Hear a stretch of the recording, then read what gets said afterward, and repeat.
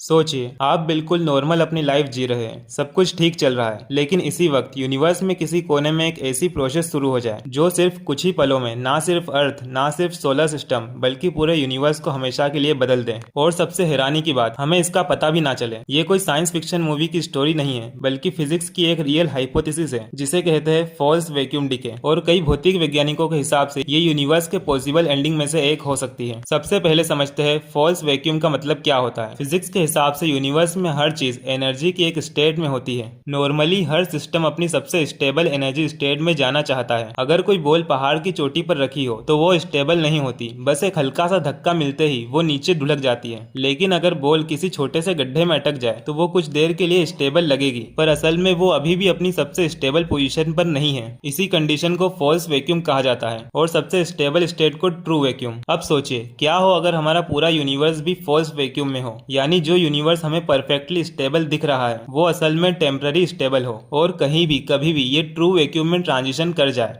इसी प्रोसेस को कहते हैं फॉल्स वैक्यूम डिके। लेकिन ये होता कैसे है? वैज्ञानिकों के हिसाब से अगर यूनिवर्स के किसी भी पॉइंट पर एक छोटा सा ट्रू वैक्यूम बबल बन जाए तो वो बबल लाइट की स्पीड के करीब हर डायरेक्शन में फैलना शुरू कर देगा और जहां जहां से वो गुजरेगा वहां फिजिक्स के फंडामेंटल लॉज भी बदल सकते हैं। एटम्स स्टेबल ना रहे, स्टार्स एग्जिस्ट ना कर पाए और मैटर जैसा हम जानते हैं शायद उस फॉर्म में रह ही ना सके। सबसे डरावनी बात, ये बबल लगभग लाइट की स्पीड से ट्रेवल करेगा, इसलिए अगर वो कभी हमारी तरफ आ भी रहा हो तो हमें उसके आने से पहले कोई वार्निंग नहीं मिलेगी। हम उसे देख भी नहीं पाएंगे क्योंकि उसकी इंफॉर्मेशन लाइट से तेज नहीं आ सकती। यानी जिस पल वो अर्थ तक पहुंचेगा उसी पल सब कुछ बदल चुका होगा। लेकिन क्या हमें इससे डरना चाहिए? फिलहाल नहीं। सबसे पहली बात, अभी तक कोई एविडेंस नहीं मिला कि हमारा यूनिवर्स फॉल्स वैक्यूम में ही है और ना ही किसी साइंटिस्ट ने ऐसा कोई ट्रू वैक्यूम बबल ऑब्जर्व किया है। ये सिर्फ एक थ्योरेटिकल पॉसिबिलिटी है जो क्वांटम फील्ड थ्योरी के कुछ मॉडल से निकलती है। यानी ये साइंस का एक सीरियस आइडिया जरूर है, लेकिन अभी तक कोई प्रूवन फैक्ट नहीं। तो फिर साइंटिस्ट इसके बारे में इतनी रिसर्च क्यों करते हैं? क्योंकि अगर यूनिवर्स की असली नेचर को समझना है तो हमें हर पॉसिबल पॉसिबिलिटी को एक्सप्लोर करना होगा।